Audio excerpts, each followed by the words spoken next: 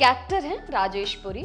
इनका अमरीश पुरी, ओम पुरी या मदन पुरी से कोई लेना देना नहीं है। राजेश पुरी को आप नाम से भले ही ना पहचाने, मगर चेहरा देखते ही उनके कई किरदार आपके जहन में ताज़ा हो जाएंगे। जब इंडिया का पहला टीवी सोप सीरियल हम लोग बना तो ये उसका अहम हिस्सा थे। इन्होंने अपने करियर में अलग अलग भाषाओं की 140 से ज़्यादा फिल्में, 200 नाटक और तकरीबन 100 से ऊपर टीवी शोज में काम किया, तमाम दिग्गजों के साथ। बावजूद इसके वो अपने फिल्म करियर से संतुष्ट नहीं हैं। क्यों? क्योंकि राजेश को लगता है कि उन्हें कभी उस तरह का मजबूत किरदार निभाने का मौका नहीं मिला जो उनके टैलेंट के साथ न्याय कर सके। राजेश पुरी का जन्म दिल्ली में हुआ था, पढ़ाई लिखाई भी वहीं से हुई। स्कूल के दिनों से राजेश अच्छे स्टूडेंट थे, मगर पढ़ाई को लेकर बहुत पैशनेट नहीं थे। उनकी दिलचस्पी हमेशा एक्स्ट्रा करिकुलर एक्टिविटीज में रही। स्कूल से निपट के डीयू के वेंकटेश्वरा कॉलेज में दाखिला पा गए।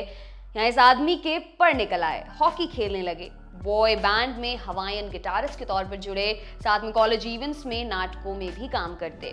जिम्मेदारियां बदलती रहती थी, कभी एक्टिंग, कभी डायरेक्शन। राजेश शुरू से ही चार्ली चैपलिन से बेहद इंस्पायर्ड थे। अपने करियर में आगे उन्होंने चेरी ब्लॉसम नाम की बूट पॉलिश कंपनी के लिए एक इंटरनेशनल एड कैंपेन किया था, जिसमें वो चार्ली चैपलिन के किरदार में दिखाई दिए थे। खैर, उनके शौक की वजह से फैमिली पर ज्यादा प्रेशर ना आए, इसलिए सेल्स की फील्ड में नौकरी कर ली। साथ में वो नादिरा बब्बर के ग्रुप के साथ थिएटर एक्टिंग करते थे। नादिरा जी ने तय किया कि वो अपना बेस दिल्ली से मुंबई शिफ्ट करेंगी। राजेश के लिए घर परिवार और नौकरी छोड़कर एक्टिंग करने मुंबई जाना संभव नहीं था। ऐसे में राज और नादिरा बब्बर उनके घर आए, उनकी फैमिली को मनाने के लिए कि राजेश को मुंबई जाने दें, क्योंकि राजेश का काम उन्हें पसंद था। राजेश ने अपने मम्मी पापा से एक वादा किया। वादा ये था कि वो 3 साल का समय खुद को देना चाहते हैं। अगर इस पीरियड में वो सफल नहीं हुए तो वापस दिल्ली लौट आएंगे। इसके बाद वो मुंबई पहुंच गए। नादिरा बब्बर ने एकजुट नाम का थिएटर ग्रुप शुरू किया, जिसके राजेश फाउंडिंग मेंबर थे। थिएटर बहुत आर्थिक रूप से मजबूत फील्ड नहीं है, इसलिए राजेश मुंबई में रहने के दौरान नौकरी भी करते रहे, क्योंकि उन्हें अपने घर वालों से पैसे नहीं लेने थे।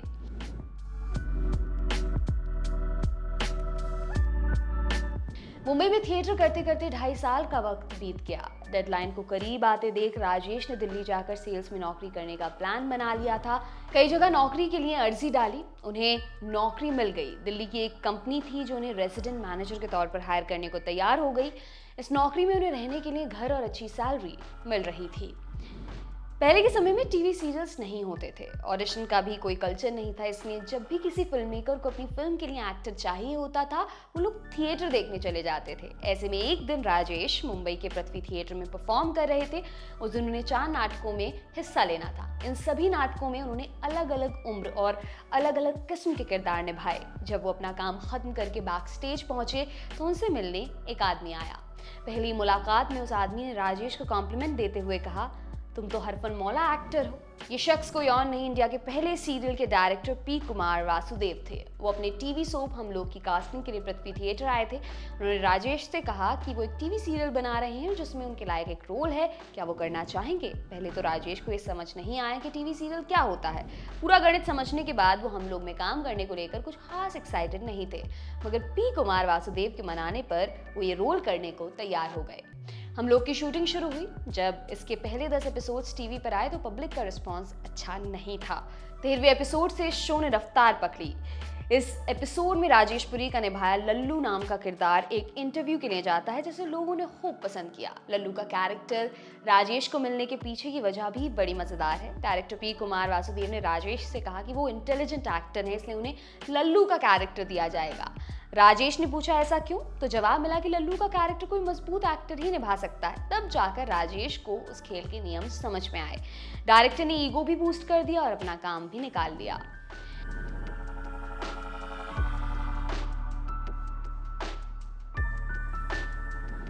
राजेश पुरी ने boot polish brand cherry blossom के लिए एक इंटरनेशनल एड कैंपेन किया था। इसमें उन्हें चार्ली चैपलिन का किरदार निभाना था।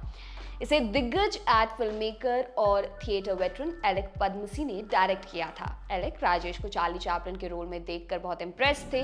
उन्हीं दिनों रिचर्ड एटनबोरो चार्ली चैपलिन की बायोपिक बनाने जा रहे थे, जिन्होंने 1982 में गांधी डायरेक्ट की थी। खैर, रिचर्ड की फिल्म की खबर सुनते ही एलेक को राजेश की याद आई। उन्होंने राजेश का वो एड रिचर्ड एटनबोरो को भेज दिया, उनकी फिल्म के लिए ऑडिशन टेप की तरह। राजेश पुरी की कास्टिंग तो उस फिल्म में नहीं हो पाई, मगर एक लेटर आया। रिचर्ड एटनबोरो ने राजेश का एड देखने के बाद उन्हें एक अप्रिसिएशन लेटर भेजा था। राजेश अपने एक इंटरव्यू में बताते हैं कि वो लेटर उन्होंने आज भी संभाल कर रखा है। इसमें रिचर्ड ने लिखा था कि वो बिल्कुल चार्ली चैपलिन की तरह लग रहे हैं, मगर कुछ टेक्निकल वजहों से उन्हें इस फिल्म में कास्ट नहीं किया जा सकेगा। राजेश बताते हैं कि जाने भी तो यारो उनके करियर की शुरुआती और सबसे यादगार फिल्म है। इस फिल्म में महाभारत का एक सीन है जिसमें राजेश अकबर के रोल में दिखाई देते हैं। राजेश पुरी चार्ली चैपलिन के इतने बड़े फैन थे कि उनसे प्रेरित होकर सीरियल बना दिया। राजेश ने 80 के दशक के आखिर में मिस्टर फंटुश नाम का एक शो बनाया। ये देश का साइलेंट टीवी सीरियल था। इसे राजेश ने खुद लिलीपुट के साथ मिलकर लिखा था। एक्टिंग और डायरेक्शन की जिम्मेदारी भी खुद ही संभाल रहे थे। 7.5 लाख रुपए लगाकर उन्होंने शो का पायलट एपिसोड बनाया था।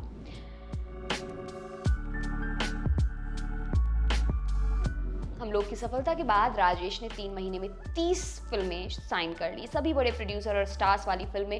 पंगा ये हुआ कि इन सभी फिल्मों की शूटिंग एक साथ शुरू हो गई, एक आध दिन आगे पीछे। हम लोग की शूटिंग दिल्ली में होती थी और फिल्मों की शूटिंग मुंबई में। राजेश शो की शूटिंग निपटाकर मुंबई आते और फिल्में शूट करते हैं। मौके कम थे, इसलिए जो मिला राजेश उन्हें लपकते चले गए। ऐसे में वो दिन की 4-5 शिफ्ट में काम करते थे। ऐसी ही एक फिल्म थी भगवान दादा। रजनीकांत, श्रीदेवी और राकेश रोशन और टीना मुनीम स्टारर। इस फिल्म को जे ओम प्रकाश डायरेक्ट करने वाले थे। जे ओम प्रकाश चर्चित फिल्म मेकर थे, राजेश खन्ना के साथ कई फिल्मों पर काम कर चुके थे, इसलिए इस इवेंट में राजेश खन्ना भी मौजूद थे। भगवान दादा का पहला शॉट रजनीकांत, श्रीदेवी और राजेश पुरी पर फिल्माया जाना था। इस सीन के लिए राजेश खन्ना ने क्लैप दिया था। सीन पूरा हो गया, मीडिया ने सभी एक्टर्स की तारीफ की। छौने राजेश पुरी की भी मीडिया में चर्चा हो रही थी। राजेश खन्ना सेट पर बैठे सब देख रहे थे। इस फिल्म का शूट खत्म करके राजेश पुरी अपने घर आ गए। खाना वाना खाकर दूसरी फिल्म की शूटिंग के लिए निकलना था, मगर तभी उन्हें एक फोन आ गया। दूसरी तरफ से आवाज आई कि राजेश खन्ना उनसे मिलना चाहते हैं। राजेश पुरी व्यस्त थे, मगर राजेश खन्ना ने बुलाया था, कैसे नहीं जाते। वो फिल्म सिटी पहुंचे, उन्हें एक कमरे में ले जाया गया। वहां पहले से शक्ति सामंत, टीना मुनीम और राजेश खन्ना बैठे हुए थे। राजेश पुरी से भेंट मुलाकात वाली फॉर्मेलिटी करने के बाद राजेश खन्ना ने काम की बात शुरू की। वो चाहते थे कि राजेश पुरी उनकी इस फिल्म में काम करें।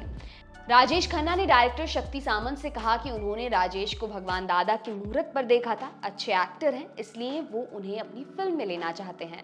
शक्ति सामंत ने कहा कि राजेश पुरी के लिए उनकी फिल्म में कोई रोल है नहीं, जो एक रोल था वो देवेन वर्मा कर रहे हैं। राजेश खन्ना ने कहा कि कोई बात नहीं, इसके लिए एक नया रोल गढ़िए। शक्ति सामंत ने तभी बीच में टोकते हुए कहा कि उन्होंने राजेश को चार्ली चैपलिन वाले एड में देखा है। राजेश से पूछा गया क्या वो चार्ली चैपलिन की वेशभूषा वाला कोई कैरेक्टर करना चाहेंगे। राजेश ने कहा बिल्कुल। ऐसे में उन्हें फिल्म अलग अलग में बिंदु के किरदार के सेक्रेटरी के रोल में कास्ट किया गया, जो कि चार्ली चैपलिन के गेटअप में रहता था। राजेश पुरी ने अपने करियर में कुल 140 से ज़्यादा फिल्मों में काम किया है। इसमें हिंदी, गुजराती, राजस्थानी, भोजपुरी और पंजाबी फिल्में भी शामिल हैं। जसपाल भट्टी से राजेश पुरी की अच्छी दोस्ती थी। जसपाल जब भी कोई फिल्म बनाते राजेश की में एक रोल रखते थे। जसपाल मुंबई पहुंचते तो रुकते राजेश के यहाँ थे। ड्रिंक्स के साथ समसामयिक मुद्दों पर चर्चा होती थी। एक दिन राजेश जसपाल भट्टी की एक पंजाबी फिल्म की शूटिंग कर रहे थे। 3 दिन का शूट था, जिसके लिए उन्हें चंडीगढ़ आना था। चंडीगढ़ में 2.5 दिन की शूटिंग पूरी हो गई।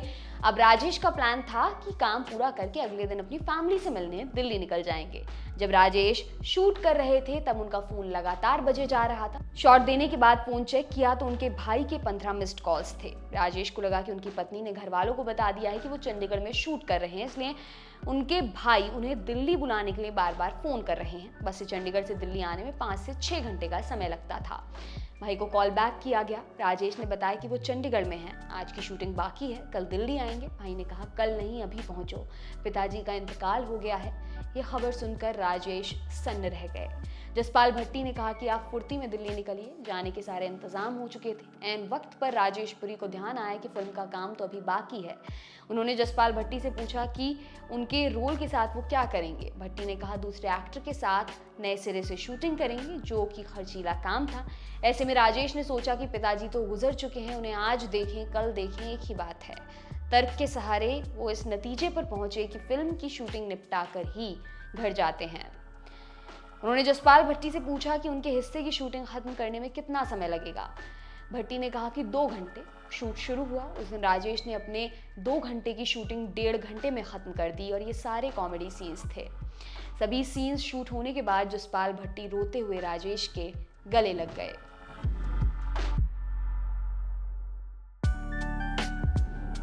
फिल्मों के साथ राजेश टीवी पर भी नियमित रूप से काम कर रहे थे। शोले और शान समेत कई शानदार फिल्में बना चुके रमेश सिप्पी टीवी पर कदम रखने जा रहे थे। उन्होंने बुनियाद नाम का एक शो बनाया जो भारत पाकिस्तान के बंटवारे पर आधारित था। इस शो में राजेश पुरी ने मुनीम जी नाम का एक किरदार निभाया था जो कि राइम्स में बात करता था। इस शो में राजेश के डायलॉग्स शम्मी कपूर को बड़े पसंद थे। वो जब भी राजेश से मिलते एक डायलॉग सुनाने की रिक्वेस्ट करते। एक बार राजेश अपना खुद का शो बनाने जा रहे थे। वे चाहते थे कि शम्मी कपूर उनके सीरियल में काम करें। शम्मी कपूर को फोन करके उनसे मिलने का समय मांगा। शम्मी ने कहा कल सुबह आ जाइए, साथ में ब्रेकफास्ट करेंगे। नाश्ते पर बातचीत के दौरान राजेश ने शम्मी कपूर को अपने सीरियल की कहानी सुनाई। शम्मी कपूर ने छूटते ही पूछा शूटिंग कब है। राजेश ने डेट बताई। शम्मी कपूर ने कहा कि उस दिन उन्हें film fair life time achievement award लेने जाना है, मगर वो उसके पहले उनके शो की शूटिंग कर लेंगे, फिर अवार्ड शो में चले जाएंगे। राजेश को लग रहा था कि यार पैसे वैसे की तो कुछ बात हुई नहीं। उन्होंने अपनी ये चिंता शम्मी कपूर के सामने जाहिर की। शम्मी कपूर ने कहा कि वो राजेश से पैसे नहीं लेंगे क्योंकि उनके काम के फैन हैं। कॉन्ट्रैक्ट में जहां कहीं उन्हें दस्तखत करने हैं वो वहां ये बात लिख देंगे। राजेश ने अपनी कंपनी का लेटर हेड दिया जिस पर शम्मी कपूर ने लिखा कि वो इस सीरियल में काम करने के लिए पैसे नहीं लेंगे। राजेश पुरी हिंदी फिल्मों में इसलिए नहीं दिखते क्योंकि उन्हें अपने लायक काम नहीं मिलता। अब उम्र भी हो चुकी है इसलिए चुनिंदा काम करते हैं। राजेश आखिरी बार 2019 में आई लव शॉट्स और मरने भी दो यारो नाम की फिल्म में दिखाई दिए थे, मगर टीवी पर वो अब भी काम कर रहे हैं। पिछले दिनों वो कलर्स टीवी पर आने वाले शक्ति नाम के शो में दिख रहे थे। फिलहाल राजेश साथ निभाना साथिया 2 में राजेश सेठ के रोल में दिखाई देते हैं, मगर वो रेगुलर नहीं, रेकरिंग कैरेक्टर हैं, यानी उनका कैरेक्टर कहानी के लिहाज से तो जरूरी है मगर वो हर एपिसोड में नजर नहीं आता। इन दिनों राजेश पुरी अपनी पत्नी अंजू और बिटिया प्रकृति के साथ मुंबई में ही रहते हैं। आपके लिए तमाम जानकारी लाए हैं हमारे साथी श्वेतांक। मेरा नाम है दिव्यांशी। देखते रहिए ललन टॉप सिनेमा। शुक्रिया।